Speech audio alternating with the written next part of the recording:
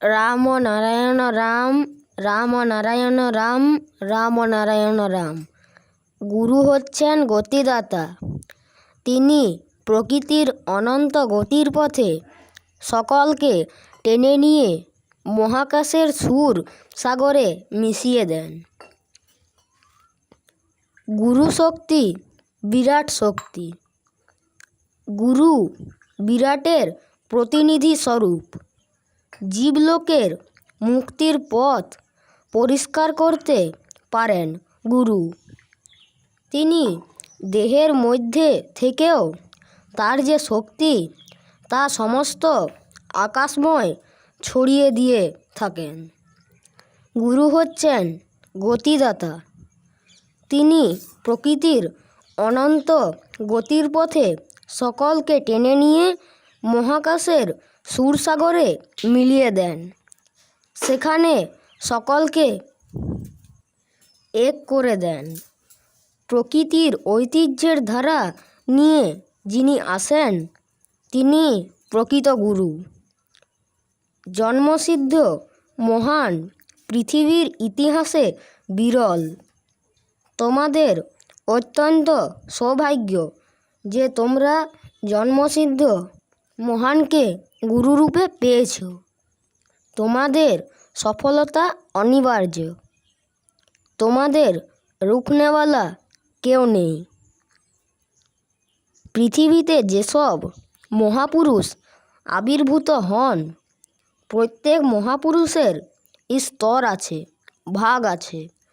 বিরাট যিনি, স্রষ্টা যিনি, তিনি আড়ালে থেকে নিজেকে ধরা দেবার জন্য, প্রকাশের জন্য সবসময় চেষ্টা করে যাচ্ছেন। এই যে বাতাস, জল, মাটি আছে, এর ভিতর হতে এমন জিনিস বের হচ্ছে, এমন প্রাণের সৃষ্টি হচ্ছে, যা ভাবলে শুধু আশ্চর্যই হতে হয়। আমরা তো এইভাবেই এসেছি। আমাদের দেহ, মন, প্রাণ তো জল, বাতাস, মাটিতেই গড়া। বাতাস, জল, মাটি হতে যে অপূর্ব অপূর্ব জিনিস হতে পারে সব সময় দেখছো বলে এর গুরুত্ব দিতে পারছো না। জল দেখেও তৃপ্তি সহকারে দেখতে পারছো না।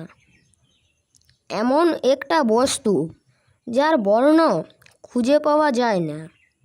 বাতাসকে অনুভব করছো কিন্তু দেখতে পাচ্ছ না। সৃষ্টির প্রতিটি বিষয়বস্তুর একটা ইঙ্গিত আছে। অকারণে কিছু আসতে পারে না। তোমরা জল এত পান করছো কিন্তু তার রং খুঁজে পাওয়া যায় না। একটা কথা মনে রাখবে, যে বস্তুর রং নেই তার রং মিশে রয়েছে সমস্ত বস্তুর অস্তিত্বে। বাতাস যে বইছে তার ভিতরেও জল আছে। বাতাসের যে জল তা বাতাস হয়ে রয়েছে, তার চেয়েও এমন সূক্ষ্ম হয়ে রয়েছে যা দেখা যাচ্ছে না।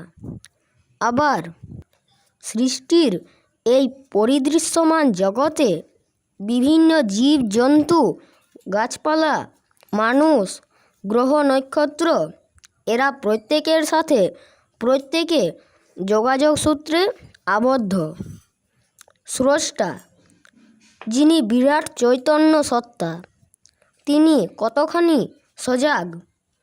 এই যে নাক বাতাস টানছে, তাকে রক্ষা করবার জন্য এমন সব কারিগরি করে রেখেছেন যাতে সহজে বাইরের বস্তু নাকের মধ্যে দিয়ে ভিতরে ঢুকে না যেতে পারে।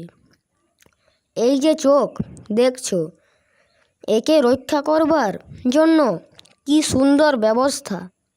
উপর থেকে যাতে লবণাক্ত জল গড়িয়ে চোখে না পড়তে পারে তার জন্য ভ্রু করে দিয়েছে। সেখান থেকে আবার লাইন করে দিয়েছে নিচের দিকে, যাতে জল সেই লাইন বেয়ে গড়িয়ে পড়তে পারে। এই যে কান দিয়ে শোনো, তাকে কত কায়দা করে গড়েছে। এদিক থেকে ওদিক একটা সোজাসুজি ফুটো তো করতে পারতো, তা না করে আঁকাবাঁকা করেছে। তার উপর এখানে খাঁজ ওখানে খাঁজ, যাতে জল পড়লেও ভিতরে না গিয়ে এদিক দিয়ে ওদিক দিয়ে গড়িয়ে বাইরে পড়তে পারে। সৃষ্টির সময় কোথায় জল, অথচ তার বহু আগে থেকেই এই জলের চিন্তা করে চোখ কানকে রক্ষা করার ব্যবস্থা করা হয়েছে। এর ভিতর থেকে এইটুকু বুঝতে পারবে, আড়াল হতে এক বিরাট ক্ষমতা, যাকে দেখা যায় না।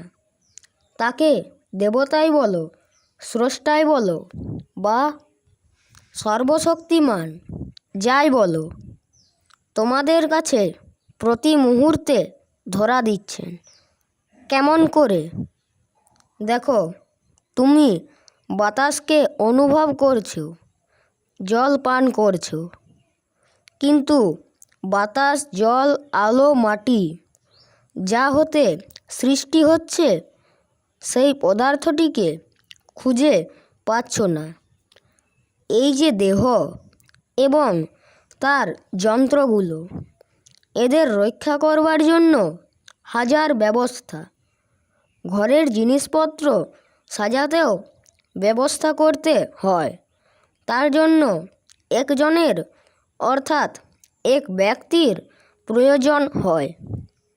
কিন্তু এই যে দেখছো, এত জল বৃষ্টি হচ্ছে আকাশ থেকে, অথচ এই জল আকাশে যখন সূক্ষ্ম আকারে বিচরণ করছিল, তখন একে দেখতে বা বুঝতে পারছিলে না।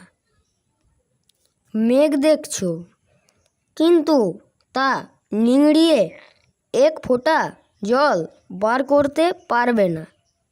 ওই মেঘের মধ্যে দিয়ে প্লেন চলে যাচ্ছে, কিন্তু তার গায়ে একটুও জল লাগে না।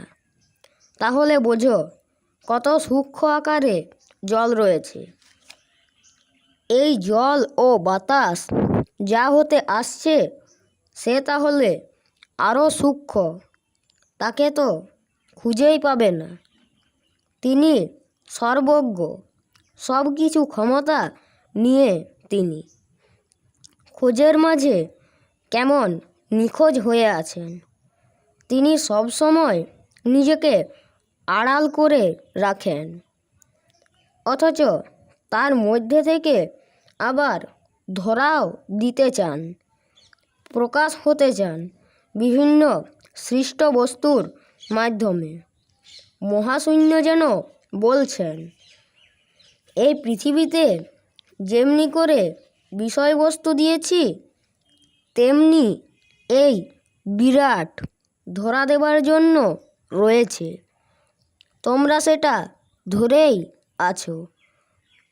কাজেই ওই বিরাট প্রতিটি জীবের ভিতর বিরাট বিরাট ক্ষমতা নিয়ে আসেন।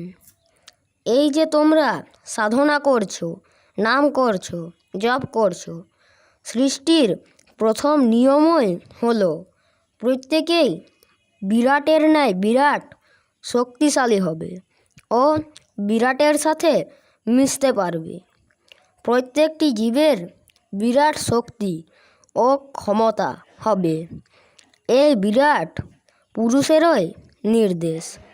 রাম নারায়ণ রাম, রাম নারায়ণ রাম, রাম নারায়ণ রাম।